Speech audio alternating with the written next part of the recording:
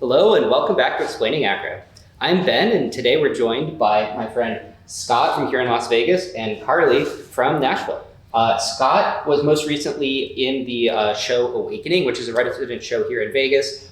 Technical background, some kind of engineering. Yeah, 3 degrees in engineering, and then decided to do circus with my life instead. So super analytical mind, and he's been doing it professionally for decades. 7-8 years now. Since 2017 was my first contract with Pippin. Awesome, yeah. And Carly was a former level 10 gymnast, and she is one of the most badass flyers in the recreational community, and really should have some professional opportunities if you want. Thank you, Ben. Finally becoming interested in it, which I think is great. Yeah. So today we're going to be covering cannonballs, and I hope that you get some things that you can take out of this.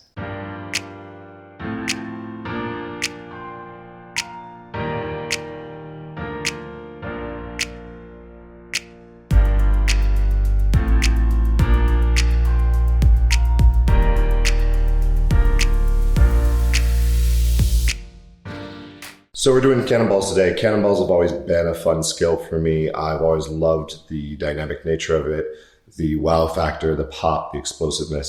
That's something that we're known for together, is the big throws and the big swings that we do.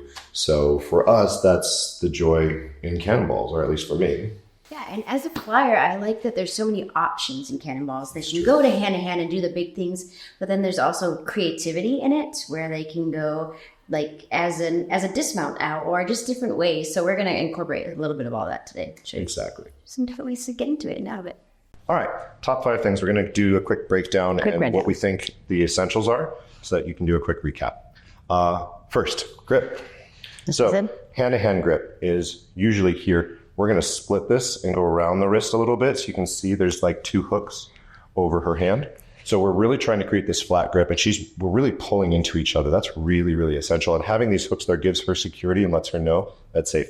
I'm not trying to crush internally. I'm really keeping these wide and latching those 2 so that even if I have my hand open, if I have just these 2 and she tries to pull, she can't get out. That's my safety mechanism right there. That's my backup when all else fails. Like if we start to slide or if we're feeling a little slippery, that's my safety mechanism to make sure that I'm not going to lose her.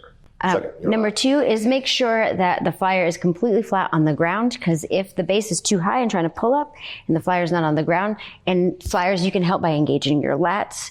And also if you're too high to begin with and you're not, then let the base know so that they can come down a little further. Either they might need to squat a little deeper or just, so that communication while you're on the ground, engagement here so that your shoulders aren't pulled up, pull them back.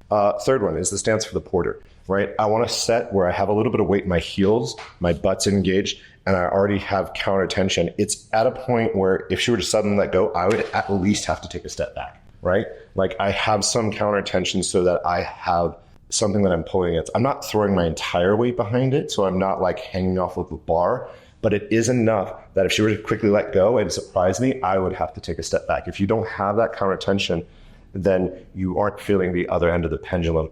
And then I just have to follow that pendulum. Third or fourth one, really, really high swing. American kettlebell style pulls. Like we want that swing to be really, really high, and that's really essential for us.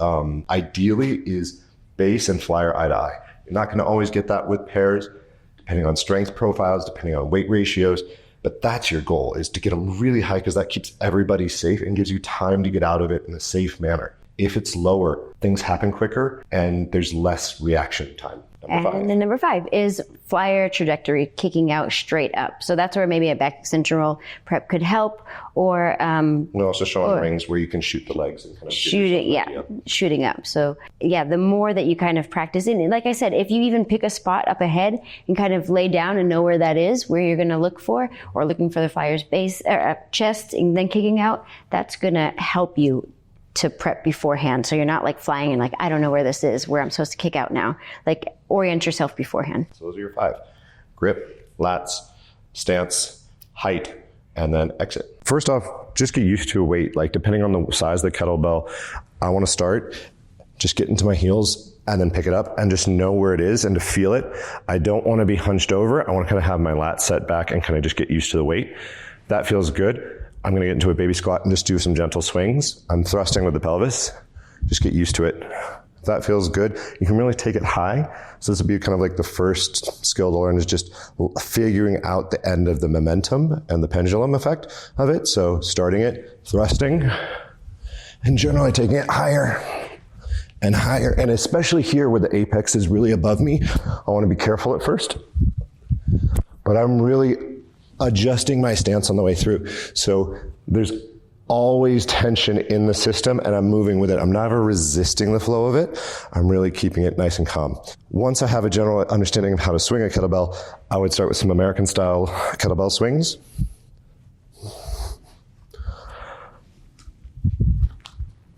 Which is right up the front. All right, so the first things first, we just want to test out the positioning. We're gonna assume that those who are watching this video at least have a basic understanding of hand-to-hand, so know how to grip. With that in mind, when we grip for this, we're gonna go ahead and take hands. A lot of people, when they're hanging from this, wanna hang like a bar initially, where they're gripped and trying to over-pull. We're gonna really think the opposite and go into what we call a latch.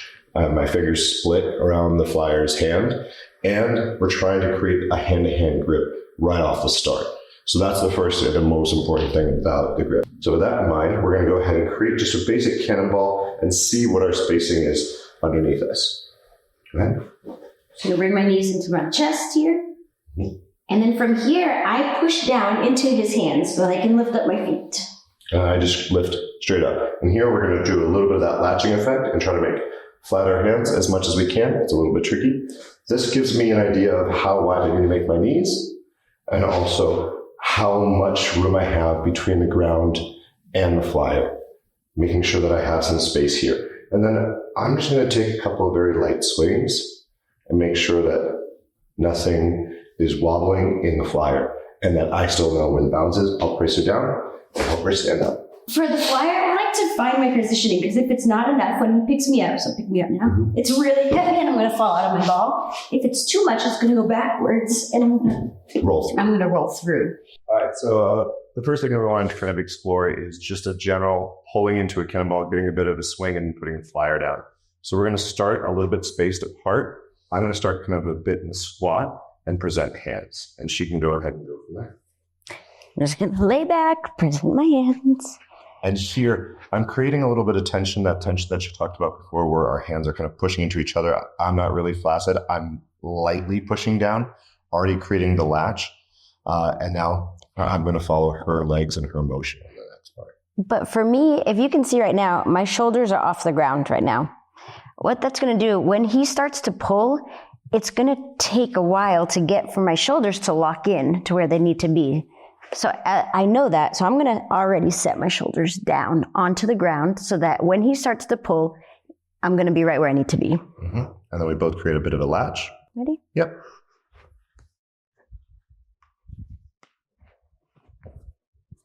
So what's happening is I'm following her momentum. I'm not starting the pull.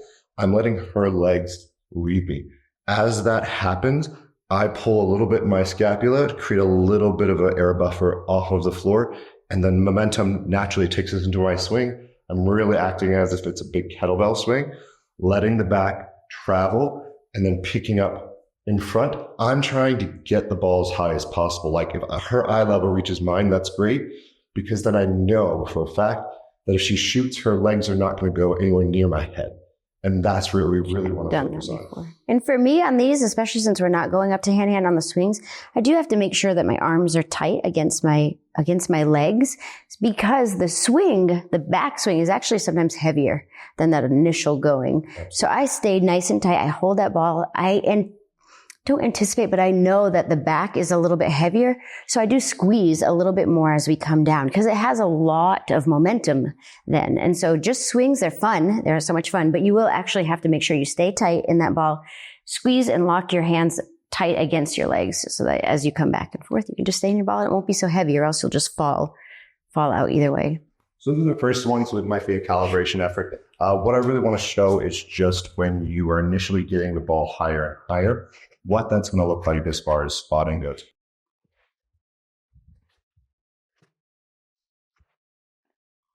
And you notice I'm just tucking my hand like a cup under her shoulder, making sure the other one's on an arm. And I'm using this as kind of a rest for her back.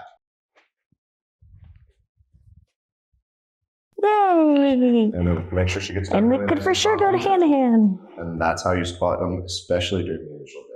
Yeah, a lot of times often the ball gets heavy on the outswing. And so flyers can't hold the tight ball anymore and their legs shoot out. And when that happens, it happens really fast. And if the base is not ready to catch and receive, then you would just fall to your back.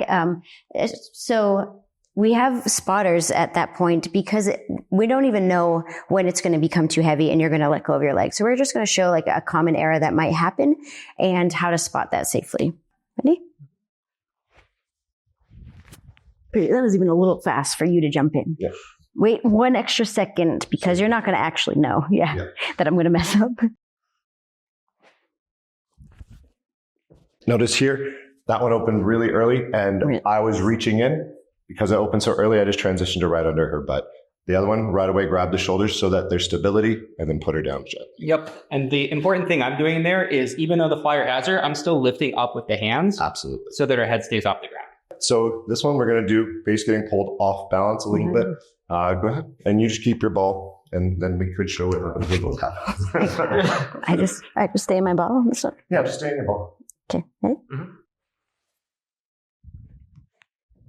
You can see as he starts to walk, we both kind of walk it out, keep it calm. How does it feel as a porter? Anything that you notice that you think is different or that you would like from a spotter? Yeah, just the two things there. So on both of those, so that first one, as Scott said, I felt it happening. If we weren't doing this demo, I wouldn't have pulled it. And on the second one too, it's just, if I do feel myself like a little bit forward, just abort the skill, like run after the flyer. Don't fall on your face. Don't like try to see where they are. That's very important. Yeah, don't be so committed to your foot placement that you don't work with what's happening in the skill. And as the flyer, I make sure I still hold on to his hands because he can help pull me up. If I'm like, this is going bad, then it could just go worse. So I just know I'm just going to hold on. He's going to help me in anyways. And I'm going to stay tight no matter where I'm going. I'm just not going to be here like this, because then nobody can catch me. Mm-hmm. And it has the chance of it going in places we haven't even expected. So, all right. So for this, what we're going to do is we're going to show you just like the first version of an exit. Very, very simple, very basic.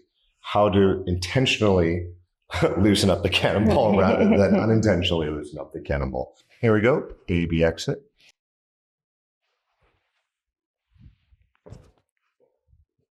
And that's what both legs together. You can see from the plant, both of us are thinking of it landing right in front. I'm keeping hands up until the flyer's weight is in their own feet. Yeah, I am kicking out. This time I'm more so kicking out horizontal. Yes, not straight up and down because I am trying to come out of my ball and put my feet on the ground. Here we go. We're going to show the first error. And this is if you don't give it quite enough energy and you aren't picking the flyer up on the way out or the flyer is a little bit too. Yep. So here I'm going to help her get up to standing. Now this one, she's going to give it a lot of energy, and she's going to try to for it. We'll see, because the height's going to be a little tricky here. But he's going to intentionally try to go too high and a little bit too much forward and then jump.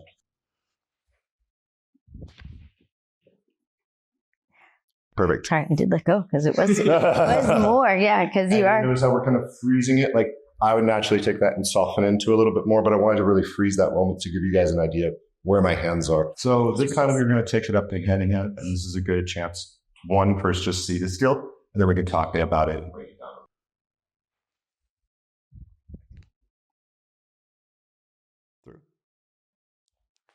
down. So what you're seeing there is just like a continuation of what we're already doing, right? The cannonball swing on the back end is the same. I am pivoting at the hips a little more aggressively, but I'm trying to make it easy and smooth through the whole ride so Carly can feel when the right time to open is. You talk about opening the ball and going to hand-to-hand. Yes, I've heard many different cues for this. I've heard to shoot up towards the ceiling when you can see your base's chest. For me, there's a weightless time where it stops being heavy at all, and I can feel that in my body. So then I kick straight up to. If there's nothing to see, it's the hardest. So if I'm doing this outside, sometimes it might be a little bit difficult for me to calibrate. But I usually try to reach towards the ceiling, and I actually look and see my trajectory before I even start. Like, where do I want to aim my feet towards? And so I do it at the weightless time. I kick up straight to the ceiling, which I've already known where that is in space before I start. And then I let his momentum bring me into the hand-to-hand instead of trying to put myself in hand-to-hand. If I do that, we're both fighting each other quite often. So I kick out straight up into the ceiling, and then I just stay in that position so that Scott can get under me and find that balance point for me so that we're not fighting each other. So, spotting up to hand-to-hand, it's really not a lot different than spotting the ball very, very high, right? I'm still under the shoulder and with my right hand reaching across the body, and my left hand is going to the arm and the shoulder to kind of help stabilize the hand-to-hand, especially if it's the first time seeing what they're doing. This is our first one, so let's see. Let's get it. Oh, it was a little low. Yeah.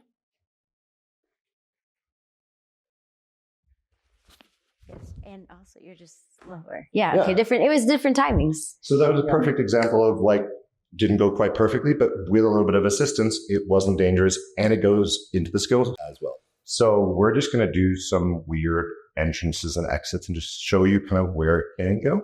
Yes. What do you want to start with? I don't know. We can do a jump in, just a regular jump in. We've done that for a while. This is really common. It's a front mount. Yeah. I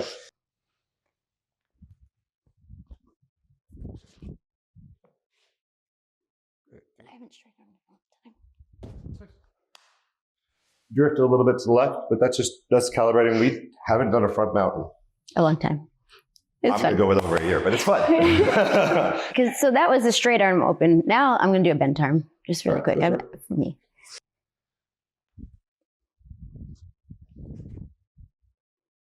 Oh, sorry. Gotcha. Nice. Let's start here. The kick out. Okay, ready? I just jump kick. Okay, here we go. Big step first, second leg is the kicking leg. Through. It's a really easy one to spot. It has less danger aspect than the front mount, and it's a good introduction to not starting on the ground. So that's one of my favorite starts. I actually like as a flyer. I think the mounts make it easier because you already have momentum going into swings. But if you have to still start from the ground, I like where you step over me. Yes, because sometimes pulling, the calibration on that is sometimes just the timing. People can be off, and I think the timing is a little bit easier. This one, I'm going to generate that. Totally fine. Okay. So starting in a cannonball, stepping forward. Why are they going so far backwards? Am I kicking out towards the wall? I step over a cannonball. This is if we step at the same time and make the cannonball at the same moment, which just takes a little bit of calibration. This from the ground, I think, is my favorite, though. Yeah. Through. Yeah. So that's one where she's making the ball as I'm stepping. So there's the flyer making the ball and the base staying static. There's the the base staying static and the flyer making the ball. And this one, neither of us are staying static. She's making the ball and I'm stepping, which gives us a little bit more momentum. So there's all three of those. I like that. Two of the other variations that start from the ground that we're a big fan of are Dragon Balls and Tomahawks. Which is completely different than a cannonball. But it goes through a cannonball shape. So both of these are different in that they start very differently than a standard cannonball, but they both go through a cannonball shape. So having a really strong cannonball will allow you to do these later on. Yeah. Which one do you want to start with? Dragon Ball. Dragon Ball. Dragon Ball. This one is fun.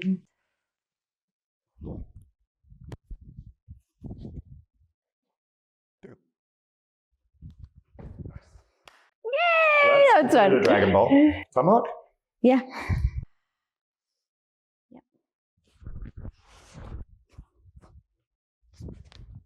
I for sure tapped you. It's okay. Sorry. No. Through. That's what's managing your space. Side mount. Nice. Out. Great, that was it. Side mount. You wanted to do dislocks. Yeah, that's because I didn't know. Okay, this is probably the last one, right?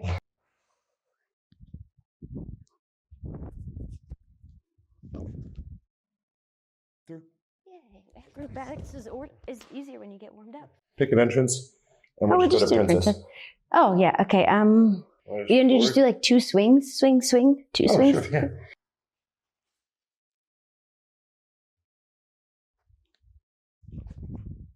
Yes, there we go. Thank you. Yeah, that was great. All right. Thanks for joining us today as these guys went over the basics of cannonballs. If you want to see more of their content, their social media accounts will be linked in the description down below. If you enjoyed this video, please leave a like and let us know in the comments if you want to see more of these guys. In particular, Scott lives super close, so we'd be happy to feature him on the channel more if you'd like to see that.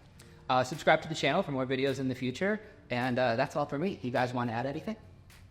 No, thank you so much for having us. Yay! It's fun being in Vegas and being close to Ben, so we get to live together a decent amount. So if there's anything you guys want to see, anything you want us to focus on, happy to come back. That's good. Having Carly in town is an absolute joy, and we've got some upcoming stuff together. So keep an eye on our social media channels, and you'll get to see us playing with some more skills. And we have an upcoming performance, so that should be a ton of fun. Awesome. See you next time.